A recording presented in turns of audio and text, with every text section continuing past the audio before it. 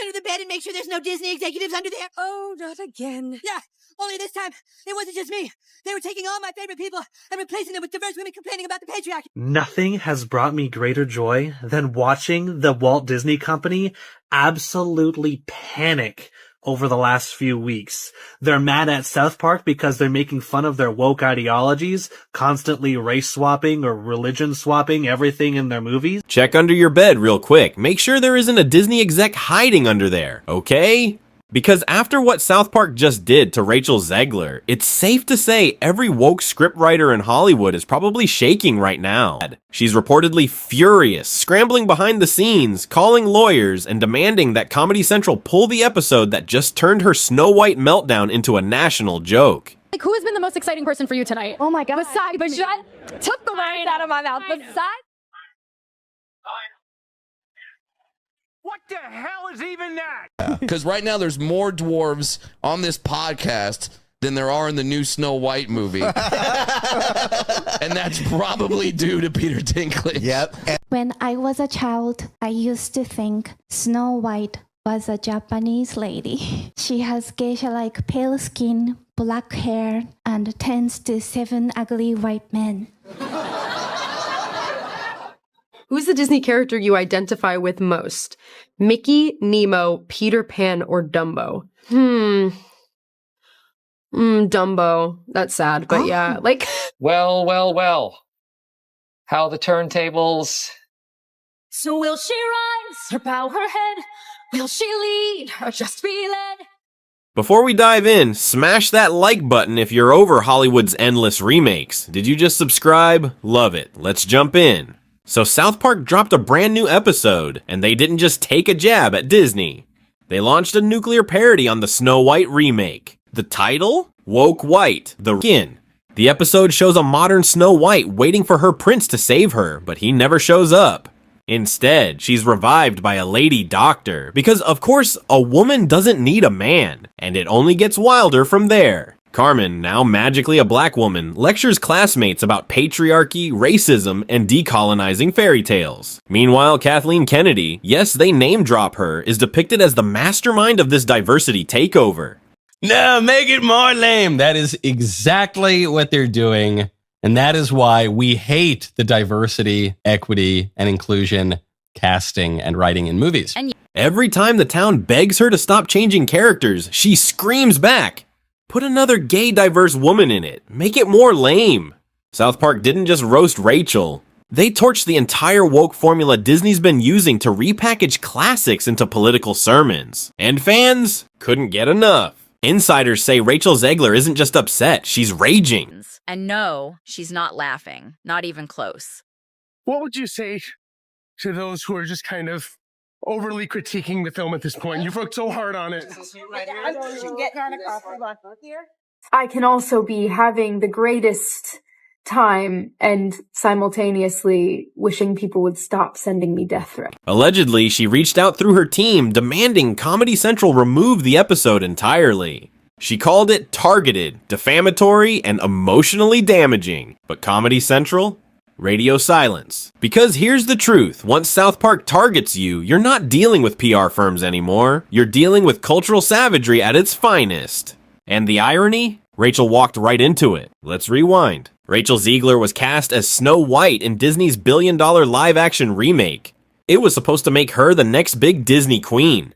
But instead of honoring the legacy, she attacked it publicly. She proudly said there'd be no prince, no true love, just power.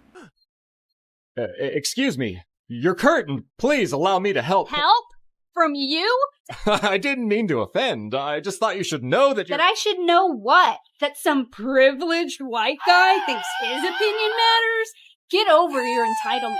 I'm not some damsel in distress waiting for you to ride in on your high horse. The dwarfs gone, replaced with random magical creatures. One little person actor and the rest, CGI placeholders.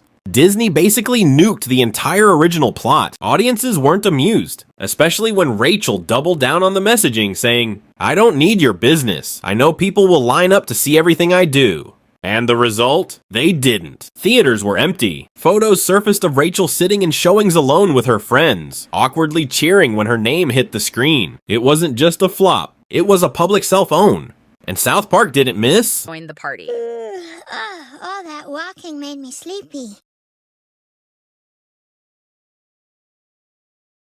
This bed's too hard.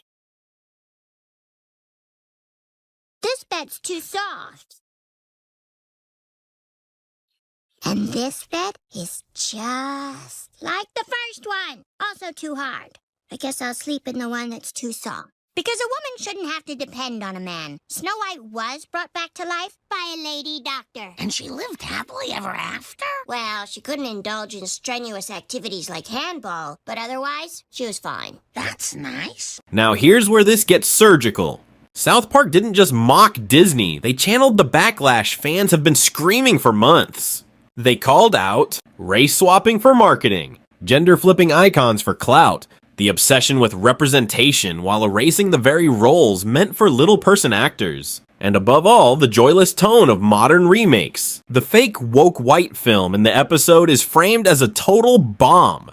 And when critics ask what went wrong, the town screams in unison, Kathleen Kennedy ruined everything. Ouch. As if things couldn't get worse, The Simpsons followed up with Snow Woke, the reimagining, their own take on the Rachel Zegler fiasco. Their version? Snow White bans princes, blames men for everything, and ends up alone in an empty theater after her film tanks. Magic mirror on the wall, who is the fairest one of all? Magic mirror on the wall, who is the fairest of them all? You had one job. Just the one? Kalel, no.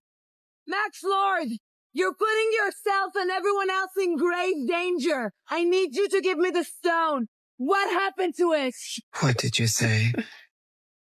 So exciting. Very interested to find the men who bought those. Why should I help you? Because we're asking you nicely. Just tell me what it costs to get her away from me. Name a price. I'll buy the whole damn boat if I have to. Who are you? The last of Hastia compels you to reveal the truth. Now, who are you? But who? Enough. I said enough. As Amazons, this is our duty. You have no idea what kind of power you're dealing with. The episode ends with her breakdown on Krusty the Clown's show. It's official. Rachel Zegler didn't just become a punchline. She became a franchise-wide roast across animation. Insiders say even other celebs are tired of the Zegler drama. Rumor has it Jack Black confronted her during the Minecraft press tour. You always want to tell a fun, exciting story. And every time I've ever made a movie, I go into it going, I want this to be the best movie ever made. Or what? They're leaning into woke. Hardcore. They're petrified of some kind of backlash. I wanted my money back. It was very disappointing. Who wants a movie about true love? What kind of woman do we want out there seeking true love, Eliana? The outrage. Every way that Disney changed the story, it changed it for the worse. They are pretending like Rachel Zegler is the first of them all when she looks like Lord Farquaad in the film. The new Disney boss babe, who is Rachel Zegler, the inverse of happy. So she comes off as an insufferable, whiny brat. No one on the right side of America can stand the star of this movie. Do you think calling your audience trolls is helping? He allegedly asked. The Clash reportedly sent her spiraling, and some say she entered therapy shortly after. Whether that's true or not, the timing lines up. Because after the backlash exploded, Rachel went dark. No tweets, no interviews, no damage control. But let's talk about the social media receipts. Before Snow White dropped, old posts resurfaced where Rachel told Trump voters to go away and never know peace. Critics clapped back with maps showing just how many of those unwelcome viewers live in key movie markets. The message? You just insulted half the country and now you expect them to buy your popcorn?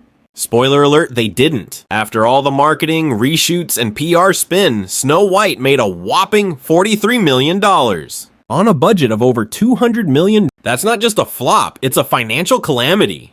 Toy lines didn't move. Merchandise sat untouched. Streaming hopes sinking. Even Disney's own insiders are reportedly panicking, asking whether their remake blueprint has finally hit a wall. So let's recap. Rachel Zegler took an iconic role and used it to promote her own politics. Audiences pushed back hard. Theaters emptied. Animation studios like South Park and The Simpsons dragged her into pop culture hell. And now she's demanding the parody be banned. But here's the kicker. You can't cancel satire. You can't ban cartoons. And you can't rewrite the internet's memory. The damage is done. So what do you think? Did Rachel get unfairly mocked, or was this long overdue? Is South Park just reflecting what everyone's feeling? Should Disney stop turning fairy tales into political projects? Drop your thoughts in the comments. I'm reading them all. And before you go, smash that like button if you're over Hollywood's lectures. Subscribe for unfiltered breakdowns just like this. Share this with someone who still thinks Snow White was just misunderstood. Because this wasn't just a parody. This was a cultural takedown. And Rachel, she just got South Parked.